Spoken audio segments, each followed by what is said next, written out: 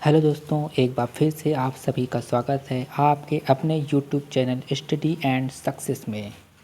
So friends, आज की यह जो क्लास है आपके आने वाले सभी exam railway NTPC, group D, SSC CGL, SSC CHSL, SSC MTS, SSC CD और सभी कॉम्पिटिटिव एग्ज़ाम के लिए बहुत इम्पोर्टेंट है। ये आज की श्रृंखला जीके जीएस की पार्ट 3 होने वाली है। सो इस वीडियो को आप ध्यान से देखिएगा क्योंकि जितने भी क्वेश्चंस यहाँ पर लिए गए हैं ये सभी प्रीवियस ईयर एग्ज़ाम में पूछे गए हैं। टॉप 17 क्वेश्चंस आज की वीडियो में डिस्कस करेंगे जो प्रीवियस ईयर एग्ज़ाम में आपके पूछे गए हैं और आने वाले एग्ज़ाम में भी आपके पूछे जाने की बहुत संभावना है। तो फ्रेंड्स, बिना देर किए हुए चलिए स्टार्ट करते हैं। आपका पहला प्रश्न है, न्यूलैंड के अष्टक नियम में कौन सा तत्व अंतिम था? पहला प्रश्न है, न्यूलैंड के अष्टक नियम में कौन सा तत्व अंतिम था? आपका जो सही आंसर हो जाएगा थोरियम। फ्रेंड्स, जो इसका जो राइट आंसर है थोरियम। थोरियम।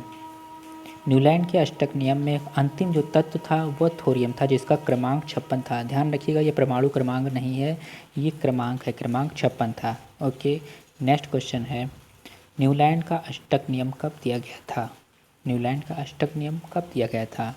इसका जो राइट आंसर हो जाएगा सन 1865 ईस्वी में न्यूलैंड का अष्टक नियम दिया गया था। इस बात को आप ध्यान रखिएगा। न्यूलैंड का अष्टक नियम कब दिया गया? सन 1865 ईस्वी में।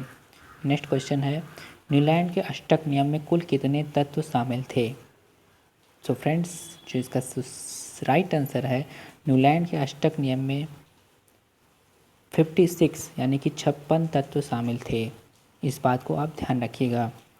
साथ ही दो इम्पॉर्टेंट पॉइंट्स हैं। पहला इम्पॉर्टेंट पॉइंट्स है, यह नियम सिर्फ कैल्शियम तक ही लागू हो सका। यह नियम सिर्फ कैल्शियम तक ही लागू हो सका, यानी कि हम मान सकते हैं कि यह नियम पूरे तत्वों पर लागू नहीं हो सका, कि सिर्फ कैल्शियम पर ही लागू हो सका, कैल्शियम तक ही लागू हो सका। साथ ही दूसरा पॉइंट है, न्यूलैंड के अष्टक नियम के अनुसार किसी भी वर्ग के पहले और 8वें तत्वों के गुणधर्म लगभग समान होते हैं। यानी कि अगर न्यूलैंड के अष्टक नियम की बात करें तो अगर किसी वर्ग की बात करते हैं तो उसका पहला और 8वां जो तत्व के जो गुणधर्म है, जो क्वालिटी है, वो लगभग सेम होता है। तो इस बात को भी आप ध्यान रखिएगा, ये एग्ज़ाम में पूछा गया है। क्वेश्चन नंबर 4 है, मेंडलीव की आवर्त सारणी कब प्रकाशित हुई थी? मेंडलीव की जो आवर्त सारणी है सन 1869 ईस्वी में प्रकाशित हुई थी। बढ़ते हैं अगले प्रश्न की ओर। मेंडलीव किस देश के वैज्ञानिक थे? ये वेरी वेरी इंपॉर्टेंट क्वेश्चन है, very very very very important question है।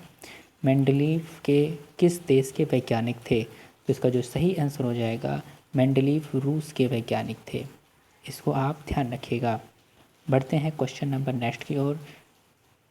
नेक्स्ट पॉइंट है, मेंडलीव की आवर्त सारणी में एक जैसे तत्वों को रखने के लिए काफ़ी जगह छोड़ी गई थी। यानी कि मेंडलीव की जो आवर्त सारणी थी उसमें एक जैसे तत्वों को रखने के लिए बीच बीच में जगह छोड़ दी गई थी, छोटे छोटे बॉक्स छोड़ दिए गए थे जो पूर्ण नहीं था। ओके, क्वेश्चन नंबर 6 है, हाल ही में मेंडलीव की आवर्त सारणी ने अपना कौन सा वर्षगांठ मनाया?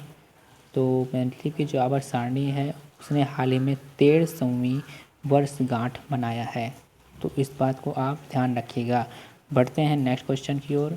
मेंडलीव की आवर्त सारणी में कुल कितने तत्व हुआ करते थे? फ्रेंड्स, जो मेंडलीव की आवर्त सारणी है उसमें जो तत्वों की संख्या है वो 63 है। तो इस बात को आप ध्यान रखिएगा। मेंडलीव की आवर्त सारणी में तत्वों की जो संख्या है वो 63 है। नेक्स्ट क्वेश्चन है, मेंडलीव की आवर्त सारणी किस पर आधारित थी? यानी कि परमाणु द्रव्यमान या परमाणु क्रमांक, ये एग्जाम में पूछा जाता है। तो मेंडलीव की जो आवर्त सारणी थी वो परमाणु द्रव्यमान या परमाणु भार पर आधारित थी। ओके, तो इस बात को आप ध्यान रखिएगा। क्वेश्चन नंबर 9 है, मेंडलीव की आवर्त सारणी का अंतिम तत्व कौन सा था? तो फ्रेंड्स, जो मेंडलीव की आवर्त सारणी है उसका अंतिम तत्व यूरेनियम था। इस बात को आप ध्यान रखिएगा। मेंडलीव का आवर्त सारणी का अंतिम तत्व यूरेनियम था। ठीक है, कौन सा तत्व? यूरेनियम। ओके, नेक्स्ट क्वेश्चन है, वर्तमान में किस वैज्ञानिक की आवर्त सारणी प्रचलित है? तो वर्तमान में जो आवर्त सारणी जो प्रचलित है, जिसे हम यूज करते हैं, तो वो है वैज्ञानिक मोज़ले की आवर्त सारणी। बहुत इम्पॉर्टेंट है, इसे याद रखिएगा, वैज्ञानिक मोज़ले की आवर्त सारणी। ठीक है, पढ़ते हैं क्वेश्चन नंबर नेक्स्ट की ओर। मोज़ले वैज्ञानिक की आवर्त सारणी में कुल कितने आवर्त और वर्ग हैं? तो आवर्तों की संख्या 7 और वर्ग की संख्या 18 है। इसे भी आप ध्यान रखिएगा। क्वेश्चन नंबर 12, मोज़ले की आवर्त सारणी किस पर आधारित है?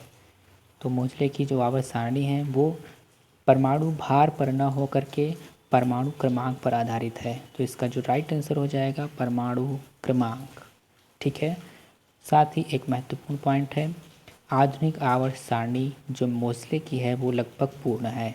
तो इसे भी आप ध्यान रखिएगा। जबकि मेंडलीव की जो आवर्त सारणी थी उसमें बीच बीच में छोटे छोटे बॉक्स खाली थे तत्वों को रखने के लिए, जबकि मोज़ले की जो आवर्त सारणी है वो लगभग पूर्ण है। तो इसे आप ध्यान रखिएगा। ओके, क्वेश्चन नंबर नेक्स्ट है, आधुनिक आवर्त सारणी यानी जो मोज़ले की आवर्त सारणी है उसका प्रथम और अंतिम तत्व कौन सा है? सो फ्रेंड्स, जो आधुनिक आवर्त सारणी है मोज़ले की, उसका जो प्रथम तत्व है वो हाइड्रोजन है और जो अंतिम तत्व ऑर्गेनेशन है, जिसका परमाणु क्रमांक 118 है और हाइड्रोजन का परमाणु क्रमांक 1 है। तो इसे भी आप ध्यान रखिएगा। ओके, नेक्स्ट क्वेश्चन है, लेंथेनाइड व एक्टेनाइड श्रेणी में कितने तत्व होते हैं? सो फ्रेंड्स, जो लेंथेनाइड है और जो एक्टेनाइड है उसमें अगर ऑप्शन में दिया है 15 तो 15 होगा, अगर ऑप्शन में दिया है 14 तो 14 तत्व पाए जाते हैं। तो इस बात को आप ध्यान रखिएगा। सो फ्रेंड्स, आज के लिए इतना ही। उम्मीद करता हूँ आपको यह वीडियो बहुत पसंद आया होगा। अगर वीडियो पसंद आया होगा तो वीडियो को लाइक कर दीजिएगा और इसे अपने प्यारे प्यारे दोस्तों के साथ शेयर करिएगा। यदि चैनल पर नए हैं तो चैनल ज़रूर सब्सक्राइब कर लीजिएगा। फिर से मिलेंगे एक नई वीडियो में, तब तक के लिए आप सभी का बहुत बहुत धन्यवाद।